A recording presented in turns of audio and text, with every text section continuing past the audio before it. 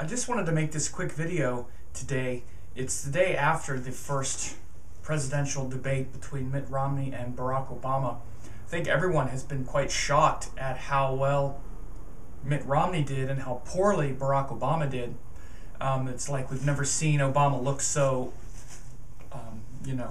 sort of lost and frustrated and kind of sort of low. He just didn't seem like himself. And it got worse as the debate went on. And I wanted to go back and take a look at what could have been the possible reason for this sort of change in character, because at the beginning of the debate there was some, it was somewhat even, although Obama didn't seem as sharp. But as it wore on, especially the way Romney characterized his positions, which even here the day after, it seems like he definitely did reinvent himself on some level, like really kind of denying a lot of his policies that had come before. But besides that, what's remarkable is how Barack Obama did not fight back. For instance, he didn't mention anything like, about Romney's mistakes, like the 47% comment and the, his record at Bain Capital with losing jobs and so many things that Obama could have said back to him. But it was almost like he was scared. To me, it almost looked like he felt defeated, like he felt scared.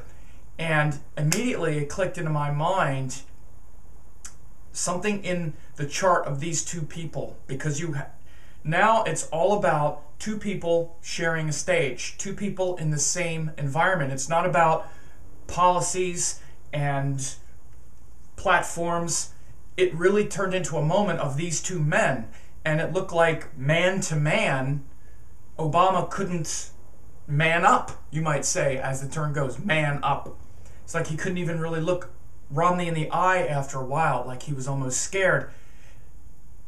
The reason for this, I think, is very simple. When you look at the charts of these two men next to each other, Romney's Rahu is right on Obama's moon. Now, Rahu eclipses the moon. Rahu is the eclipse point. And the moon and the sun actually have this fear of Rahu. Rahu is the shadow. It's the eclipse point. And they're the lunar nodes. They eclipse the moon. So it's the moon part of us, the mind part of us, that is like terrified of Rahu, terrified of the nodes, and becomes confused. It's almost like Obama, by the end of the debate, he was like confused. Even his closing statement, which is the opportunity to look in the camera and say, okay, here's where we're going for the future, and his closing statement was just kind of rambling, and he was apologizing for himself, and I might not be perfect, and even my opponent would agree I'm not a perfect president. And it's like, what are you saying? Just state your case and call this person out on things that he's not saying that's congruent with the record or whatever. It's like, but Obama just kept shrinking from it more and more. The longer he was on that stage next to this person, the more it's like his mind became confused. This is like a Rahu moon kind of thing. And you saw this Rahu moon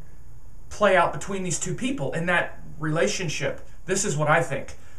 Also, the chart of last night, the chart of the debate, had the moon going into Taurus.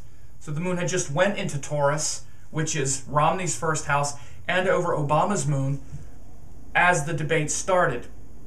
So this component between these two people, seeing them on the same stage together, it really looked like Romney's Rahu was just just coming at Obama, and Obama was like, I don't know what to say. This person, plus, frankly, I'm not trying to be partisan here, but a lot of Romney just distanced himself from his whole record. I mean, Obama was stating, your policy says this, or you're not telling us the specifics of what you're proposing. You're just saying that you're for the good parts of what I've done, but you're against the bad parts, and you're going to somehow bring this money in after cutting all these taxes. I mean, Bush's I'm sorry, Obama's whole, philosophy and tactic is about, for instance, repealing the Bush tax cuts. And these simple phrases that he could have said, we just want to, bring the tax code back to the way it was before the Bush tax cuts because they added this much to the debt. And, he wouldn't be specific or just call Romney out on why his policies are the way they are. He just wouldn't come out and say, this is just not true, or get indignant about it. Or at one point he got sort of sarcastic about it, but it was almost kind of defeated. He said something like, is the reason you won't be specific about your plans because they're too good? You're afraid they're just so good that people don't want to hear? Like, instead of coming out with indignance and saying, once again, you have all these criticisms, but you have no specifics of your own, or coming out with the same kind of fire that, frankly, he's come out with here on Thursday. He's speaking, but he doesn't have a challenger there, but he's talking about it. It just didn't come to him last night. And I mean, he's known as a good debater who will come back and fight for his position. Or if the candidate that he's debating doesn't say something that's correct or congruent, Obama will come back and fight for it, like he always has. But it's like he just didn't last night. People sitting there watching the debate saying, why are you letting him get away with this? Why are you letting him say this without the retort? And I think Romney's Rahu on Obama's moon just confused him. And the more it went on, the more he literally looked like he got depressed and sad and confused, like he was just emotionally shaken, which is totally a moon thing. The moon was in Romney's first house, on Romney's Rahu, and on Obama's moon by transit last night. So their charts together has a very tight Rahu moon conjunction. Romney's Rahu is right on Obama's moon, and it looked like it last night. So let me know what you think of this.